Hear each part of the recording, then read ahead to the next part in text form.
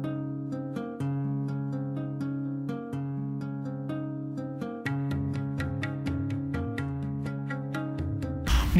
Karamchand Gandhi was a major spiritual and political leader of India and the Indian independence movement. He was the pioneer of Satyagraha, the resistance of alleged tyranny through mass civil disobedience, firmly founded upon the principles of ahimsa or total non-violence, which inspired many movements of civil rights and freedom across the country. He unified the Indians in their struggle for freedom. His life was one continuous striving, a relentless search for truth, not abstract or metaphysical, but such truth that can be realized in human relations. We at DPS Bhopal celebrate this great personality through a web series. Greetings from DPS Bhopal to all our viewers. Today, I, Mansoni, and I, Swagat Swami, of class 12, are here to record an interview from Shri Vivek Desai. He is a renowned personality from the field of photography. Shri Desai is the managing trustee of Navjeevan Trust and is a nationally and internationally acclaimed photographer. His work in journalism, photography and printing spans 2 decades, and he has given us a wealth of photographs. His 3 independently published books, Ahmedabad, a city of paradoxes, Golden Glimpses of Gujarat, and Kutch have been acclaimed globally. His work in the Naga Sadhus and the Banaras will be published shortly by an international publisher. Founded by Mahatma Gandhi, the trust has great repute and it has publications of more than 800 titles in English, Hindi, Gujarati and many other languages. This unique institution has grown from strength to strength during the past 8.5 decades. More from Shri Vivek Desai himself. Thank you. आपका हमारी web series में हार्दिक स्वागत है. Being a teen, I would like to ask you a question. Could you share 1 or 2 significant incidents of your childhood? It's very difficult but I will share with you. My born and brought up in a Gandhian family. My father went to UK for studying masters in printing technology those days in 70s. So I was born and brought up with friends only. My mother को जाना पड़ता था job के लिए. Then you know मैं जहाँ पे रहता हूँ वहाँ पे सब गांधी फैमिली, क्योंकि हमारा जो स्टाफ है क्वार्टर्स है वहाँ पे, तो सब गांधी फैमिली के जो जुड़े हुए बच्चे हैं वो भी रहते थे साथ में. और मेरा जो बॉर्न एंड ब्रॉटअप हुआ है वो ब्रॉटअप हुआ ऐसे हुआ कि सब लोग एक साथ में, जैसे गांधी जी का जो सिद्धांत था ट्रस्टीशिप का आप पढ़ लो, पीस का पढ़ लो, नॉन वायलेंस का पढ़ लो, तो वो सब हम मैनेज करके हम झगड़े भी बहुत किए हैं, पर साथ में ऐसा झगड़ा नहीं किया जिससे हमको कभी वो सोच भी नहीं आई कि हम लोग एक दूसरे पे हाथ उठाए या ऐसे. तो ये सब इंसिडेंट्स ऐसे होते थे. जब आज मैं देखता हूँ कि आज की जनरेशन है उसमें जो फाइटिंग होती है और हमारी जनरेशन उस टाइम की जो हम जिंदगी जीते थे, तो वो टोटली डिफरेंट है. और डिफरेंट इसलिए है कि हम इसी एटमॉस्फेयर में पैदा हुए. दूसरी चीज़ ये थी कि बहुत ही कम जो गांधीयन इंस्टीट्यूट है जो भी उस टाइम की, तो उनकी जो सैलरी होती थी मेरे फादर की, वो can you imagine those days. My father retired in 2000. उनकी सैलरी थी 10,000 एज ए मैनेजिंग डायरेक्टर. सो और बट बाकी सब था, क्वार्टर था रहने के लिए. तो वो सब एक जिसको बोलते हैं ना कि एक ट्रस्ट की नहीं, बस जो है हमारे जो गांधी जी ने कहा था जितना आपको मिलता है उसमें आप खुश रहिए, तो उसमें हम रहना सीखे बचपन से और आज भी हम रहते हैं. तो जो जितना मिला है ट्रस्ट के पास, जो हमारे पास जो गांधी जी ने कहा था व्हील में लिखा है, आप पढ़ना है वो देखना कभी. गांधी ने ऐसा व्हील में कहा कि अगर 3 ट्रस्टी से काम चलता है तो चौथा मत लीजिए, क्योंकि विजनरी आदमी था, उनको पता था कि ये होने वाला है अगर आगे जाते. सो बस बचपन का तो यही हाल रहा है कि जितना मिला, जो भी मिला अच्छा मिला, पर संस्कार अच्छे मिले. So you have a wealth of experience in journalism and photography. So please share your experience as a photographer.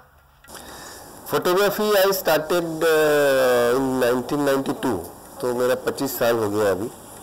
और आई वॉज वेरी क्लियर कि मुझे वेडिंग फोटोग्राफी नहीं करनी है, मुझे और कुछ ब्रांच में नहीं जाना है. I was interested in life. Life means what? Not portrait or not in a street life. Basically photography of life is what कि जो जैसा है वैसा, जैसा आपने कहा ना कि माइक थोड़ा सा छुपा लेना अंदर, ऐसा नहीं, वो दिखता है तो दिखने दो, कोई बात नहीं. There are two kinds of photography. One is 60s तक ऐसा था, late 60s तक कि फोटोग्राफी इज ए ब्यूटी. तो इसके बाद एक कुछ फोटोग्राफर्स ऐसे बाहर आए कि नहीं, photography is not only beauty, photography is a reality also. तो photography is a beauty and reality, दोनों का एक वो मिक्सचर हुआ और उसके बाद एक ट्रेंड शुरू हुआ.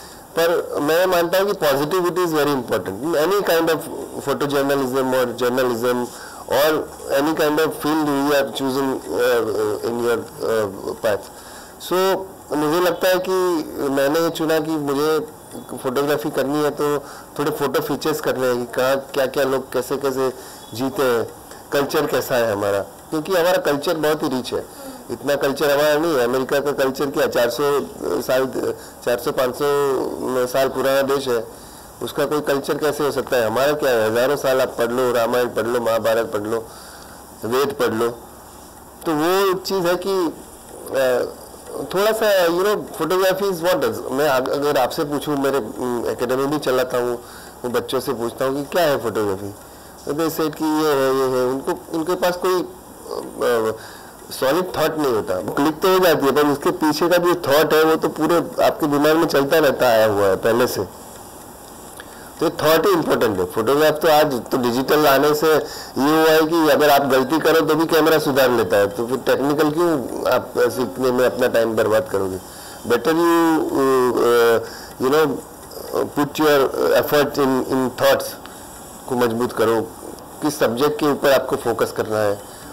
तो मेरी बात करूँ तो I started photo feature. Kutch से मैंने स्टार्ट किया मेरा कैरियर, क्योंकि मुझे लगा कि गुजरात में कच्छ का कल्चर बहुत ही रिच है. तो वो I started with Kutch, then I shifted into Banaras. Banaras में मैंने स्टार्ट किया है 15 साल से. तो फिर अगेन एक प्रेस में चांस मिला मुझे काम करने का, भास्कर में. I work as a photo editor for 4 years. तो उसमें भी काफ़ी एक्सपीरियंस मिला फोटो करने का. तो जहाँ तक आप सब्जेक्टिव वर्क नहीं करते फोटोग्राफी में, एक सिंगल शॉट का कोई मतलब नहीं है. जैसे मेरा आप इंटरव्यू किया आज, ऐसे 10 गांधीयन का इंटरव्यू करोगे तब आपको लगेगा कि गांधी क्या है. आपको मैं कहूँ कि आपकी किसने आपने से फोटोग्राफी की है, आप सब करते हैं ना. तो घर में कितने फोटो खींचे आपने? 10 भी नहीं खींचे होंगे सेल्फी के सिवा, है ना. सेल्फी जनरेशन है ये तो. So you should at least try to capture photograph from your home only. जैसे ये है तो उसकी बहन है, उसकी माँ है, उसका एक कॉर्नर होता है. जैसे बारिश गिरी तो आपको बारिश में भीगना नहीं है, पर आपको चाय का कप लेके बैठना है. पर आप कहाँ बैठोगे जहाँ आप एक कंफर्ट लेवल आपका है, आपको एक खिड़की पसंद है कि वहाँ बैठ के आप सोचा करो, फ्यूचर के बारे में सोचो या कुछ भी सोचो, गर्लफ्रेंड बॉयफ्रेंड के बारे में सोचो. पर ये आपकी एक कॉर्नर होता है, हर एक का एक कॉर्नर होता है अपने घर में. तो वहाँ पे खींची हुई तस्वीर सबसे ज़्यादा अच्छी आएगी. तो बस यही है. फोटोग्राफी मैंने स्टार्ट की 25 years नाउ, और काफ़ी सब्जेक्टिव वर्क किया. और फोटोग्राफी में मैं एक ही बात कहना चाहूँगा कि if you want to go in photography or photojournalism or any kind of photography, just or documentary filmmaking, be positive about yourself. True sir. Photography जब natural चीज़ों की जाए तो ही ज़्यादा beautiful लगती है. People all over the world have been influenced by Gandhiji's life a lot. Leaders like Nelson Mandela and Martin Luther King have followed his path of non-violence to gain equal rights. तो उनके जीवन की ऐसी कोई घटना जिसने आपके मन पे गहरी छाप छोड़ी हो? And since you've been in the limelight for so many years and you're a great follower of Gandhi ji, तो गांधी जी की विचारधारा का पालन करने के लिए आप कैसे प्रेरित हुए? नहीं हुआ कि मेरा जन्म ही गांधीयन फैमिली में हुआ, तो बॉर्न एंड ब्रॉट अप भी ऐसा हुआ कि सादगी. जैसे खादी, मैं जब स्कूल में जाता था तो बच्चे मेरी क्लास में और मेरी स्कूल में हार्डली 2% बच्चे थे जो खादी पहनते थे. तो वो लोग बोलते थे कि ऐसे कैसे तुम, ये कैसा कौन सा कपड़ा, क्योंकि खादी किसी को पता भी नहीं था. तो खादी का एक तो चीज़ है जो मुझे आज भी बहुत पसंद है। मैं ये डेनिम का है, अभी अरविंद भी डेनिम भी खादी में बनता है। तो और दूसरा था चरखा। चरखा मेरी ज़िंदगी में मैंने जब मैं 6-7 साल का था तब से आई स्टार्टेड चरखा चलाना, और आज भी मैं करता हूँ। और आज भी संडे के दिन हम यहाँ सिखाते हैं चरखा कैसे चलाया जाता है। तो उसी चरखे से काटा हुआ जो सूतर निकलता था पूरे साल के बाद, तो साल वो सब हम बुनकर को देते थे, और उसी का जो कपड़ा आता था उसी का मैं शर्ट पहनता था। तो वो इट वॉज वेरी एक्साइटिंग कि चलो मैंने वो जो किया वो किया। दूसरी चीज़ थी जो मुझे राम नाम की बात जो गांधी की है, बहुत वेरी फेमस है, वो उनको अंधेरे से डर लगता था। तो आज भी मुझे वो चीज़ बहुत ही वो इंस्पायर करती है उस टाइम में जब मैं छोटा था तब से आज तक की, कि जब भी कहीं डर निर्भय रहो आप, जो भी आपको आपके पास इस सीट पे आप बैठते हो गांधी इंस्टीट्यूट के कोई ऐसे चेयर पे कि वहाँ पे चुनौतियाँ ज़्यादा है, लोग काफ़ी सारे लोग हैं जो आपके विरोधी हैं। आपको विरोधी मतलब गांधी विचारधारा की विरोधी नहीं है, उनको कुछ ऐसा लगता है कि नहीं ये गलत है, उस टाइम गांधी बोल गए अभी क्या है। तो ऐसे लोगों को समझाना, ऐसे जो समझाना, वो निर्भय की जो बात है ना, कभी भी डरना मत। कोई भी सिचुएशन आए जिंदगी में, उस रास्ता ईश्वर खोल देता है अपने आगे। वो चीज़ मुझे सबसे ज़्यादा अपीलिंग लगी। जब तक आप सही हो आपको डरने की जरूरत बिल्कुल बिल्कुल बिल्कुल। So the world has changed a lot since Gandhi ji. तो जैसे आपने कहा कि आज की जो जनरेशन है वो पूछती है कि हम वो आइडियाज फॉलो कैसे करें, या तो आपको क्या लगता है कि आज की जो पीढ़ी है वो समाज की चुनौतियों का सामना करने के लिए तैयार है जैसे गांधी जी तैयार थे? बहुत ही तैयार है। बस एक ही चीज़ है कि उनकी जो दिशा देने वाला, क्योंकि गांधी वल्लभ भाई थे, नेहरू जी थे, उस जैसे लीडर्स थे, और कॉमन मैन थे जो उनके साथ जुड़ते थे सब लोग। तो उनके पास एक छत बोलते हैं ना कि नहीं गांधी ने बापू ने बोला है तो थोड़ा गलत होगा। तो ऐसी कोई लीडरशिप हमारे पास आज लीडरशिप की कमी है। तो लीडरशिप की कमी है तो कोई बात नहीं, आपको जो लगता है, आपको सच्चा लगता है, आपको लगता है कि आपके अंदर आप कोई भी अच्छा काम करते हो ना, तो आपके अंदर एक गांधी बैठा हुआ है। मैं किसी को, कोई ब्लाइंड आदमी को रोड क्रॉस कराता हूँ, मैं किसी के पास जा, कोई मान लो दुखी है, रो रहा है, उसके पास जाके आप में से कितने ऐसे, हम में से कितने ऐसे, मैं भी आ गया इसमें, कि कोई रो रहा है फुटपाथ पे बैठा हुआ, मैंने जाके उसके हाथ पे हाथ रख के मैंने कभी नहीं पूछा कि क्या प्रॉब्लम है, आपको कुछ खाना चाहिए, आपको क्या प्रॉब्लम है, ऐसा हम नहीं पूछते। हम सोचते हैं कि नहीं ये नहीं, हम तो चले जाते हैं, कोई और पूछेगा। या तो रास्ते पे पत्थर पड़ा है तो हम सोचेंगे यार इधर से हम ले लो, वो कोई और उठा लेगा। बस इतना ही करना है कि आप जाओ, वो पत्थर उठाओ, साइड में रखो, वो कोई रो रहा है उसको आप जाके पास बैठो। देखो आज दुनिया ने इतनी तरक्की कर ली है, सब जगह